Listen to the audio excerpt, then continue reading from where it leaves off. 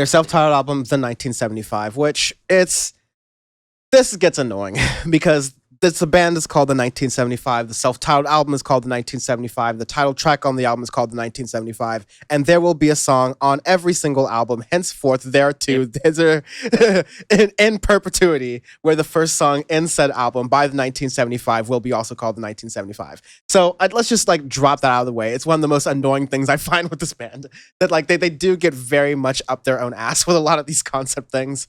In a way where, like, if you happen to be cursed with really liking one of these songs, I wish you a lot of luck in finding that one just randomly in Spotify. You are going, or in any like music searching app whatsoever, you're going to get burned a lot. And they admit it. They admit being up their own ass. They admit like being totally self-righteous and selfish and everything, which is, a little refreshing in a way. Sometimes I'm like, Maddie, shut up. I love you, but you don't need to run your mouth all the time. But that's how they are. I'm not gonna hold that against them. And having every single track in 1975 is funny. And the first 3 albums, they are pretty much exact, like different iterations with the same lyrics and everything for the opening tracks. But as a debut record, ironically, when I first listened to this, I think, when did I first hear about the 1975? It came out in 2013, and just to give the specs, it's 16 songs, 51 minutes long. Yeah, I think I first heard about it the year after it was released. I had heard like The City and Sex randomly, I think on Morning Becomes Eclectic at the time. But in 2014 was the first time I really listened to the record. And I thought it was okay at like first listen. It wasn't necessarily my favorite thing. I thought it was really long, and I was like, all right, it's okay. But I picked a couple songs that I liked from them, and then I didn't really get into the full Black Album until I found out about all those EPs that I just talked about when the deluxe version came out a little while later, and then when their second album released. That's when I really dove into this record. I'm like, oh man, I missed out. I should have given it a second listen through. And again, this is why I love doing this damn podcast, is because there are many times when you first listen through a record, you will not get your opinion on it. You'll just listen to it, and it might just, especially with like this with their debut record, because there's a lot of different sounds on here. There's so many different ideas and motifs in here that I was like, it's just a little chaotic. I'm not necessarily my cup of tea. But then getting into second, third, fourth listen throughs, I was like, this is amazing. And to this day, I mean, it's an incredible record. It's for a debut record, it's amazing. You have nice experimental sounds. Example, you have Money right after The City. And it's just really nice, upbeat, fun track, but it's really deep. It's about, business people fucking each other over basically. And like, it's about like a lot of these motifs are about drugs, life, growing up in England and seeing really rough things throughout their life and whatnot. And Yeah, growing up, just seeing the international financial collapse in 2008 and all the ramifications of that, like the cynicism that the Tony Blair prime ministership and the George W. Bush administrations kind of brought across the English-speaking world. And Money kind of gets to that in society, but also like in culture. Like, does he have enough money to spend? Like, kind of that kind of thing of men's status being their wealth, as perceived in a lot of aspects of society. And this is one of the first songs. Getting to your thing, I guess I was like, give it out right now. I think my favorite album as an album that the 1975 has made has been their first one, because for a number of different reasons. I think that your first album is when you're able to throw all of your different ideas at the wall and kind of see what sticks, what your band is going to ultimately kind of come and perform out to. And so you're allowed a little bit of messiness and lack of cohesion. Like the first Gorillaz album is not necessarily the self-titled one. It's not the most remarkable piece of work. Like really, it's just like Clint Eastwood and then a lot of other songs in addition to that. Like with time and with like admiration from the band, you can like look back at those songs in kind of like a loving kind of way. But it is still much like Clint Eastwood and a collection of other like wacky kind of tunes with a little bit of charm. The 1975, meanwhile, this project just plays through cohesively. I mean, even at 51 minutes long, it ends up being one of the shorter records in the 1975's kind of discography.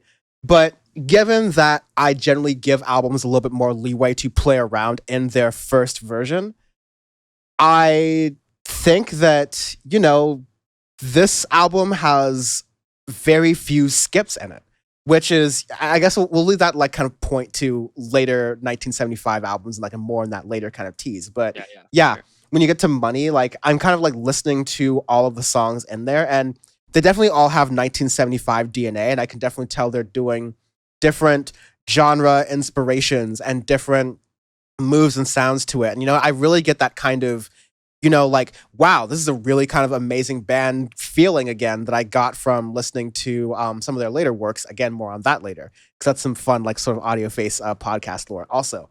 Yeah. But yeah, after Money, I found I really liked Chocolate, which I didn't like, like on very first, like, brief listen. I really enjoyed as a follow up song to that. And then you get to Sex, which is an amazing song. I'll let Mm. you continue as well because we are getting to like a lot of some of the grades. And again, you're seeing these versions of songs that are now finished because we saw the Sex Mhm. EP version compared to the Sex album version, and they're pretty different. Yeah, and that's the thing that I like that they released those EPs of them still developing and figuring out exactly what they wanted it to sound. I am a nerd for that. I love hearing like production, what it takes to make a song. What does it sound like when you first start hatching it out to what it sounds like when it's completely developed and finished. I love that. The thing that I really enjoy with the self-titled record is it has a theme.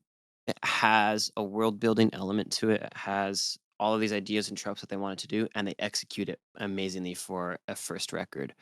A first attempt as like no one really knows who they are. Like they could be seen as super pretentious. And I remember their views when it came out. A lot of people didn't like it because they're like, they're just up their own arse and all this stuff. And but with the way they made it sound, they really were experimenting a lot in a time when indie was very pivotal at this moment in like early 2010s. There was a lot of alt influences, there's a lot of different sounds, and they were starting to branch out into that territory, that a lot of other indie artists weren't necessarily doing.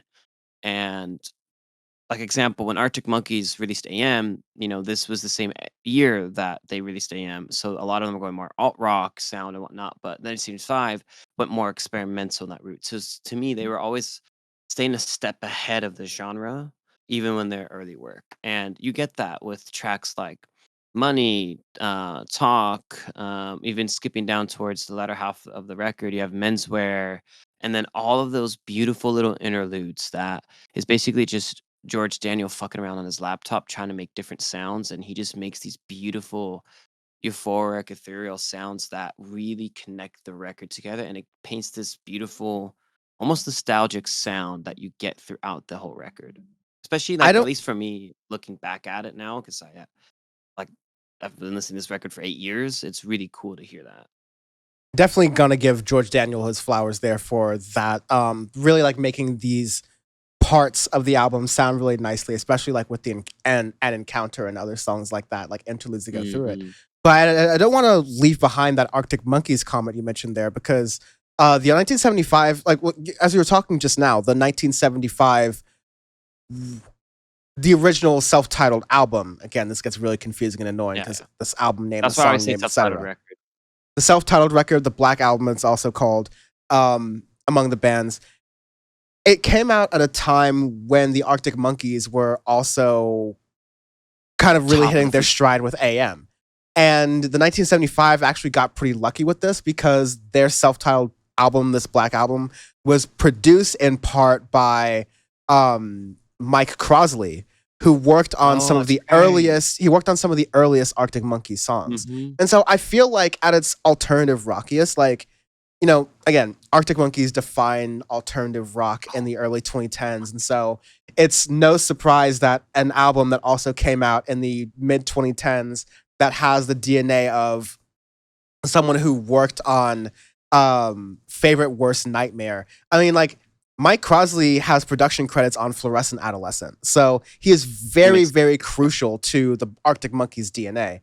So you have him also in songs on the 1975 in this album, and you can really see that play out as well. And I think that's just like an amazing little fact and connection to both bands and both albums, because like the end results ended up being really, really good. Yeah, and both bands to me are such pivotal moments of them where they are always reinventing their sound. And that's why, they're two of my favorite bands. I'm more on the Arctic Monkey stuff later too when we get to do that bonus episode, which I am super excited for. But it has as a self-titled debut record, it's just amazing. There's to go out like and have this many ideas, put out a really long indie record like this when most indie records coming out at the time were shorter, more rock heavy. This is like really tried and true just indie, like lots of different sounds and that. It's amazing. And they stay true to themselves as artists and they really get that out and they get a decent fan base from this record too. They start touring a lot. They open up actually for really shitty bands.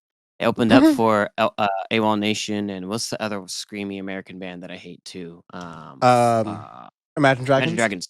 Yeah, they also opened up for Imagine Dragons. I remember they were here. I didn't go to that show, but they opened at the Forum for Imagine Dragons before, and that's how some people first heard about them in America. Was on that tour, and I was like, "Damn, I would have much rather saw them than Imagine Dragons." Like, imagine like Right.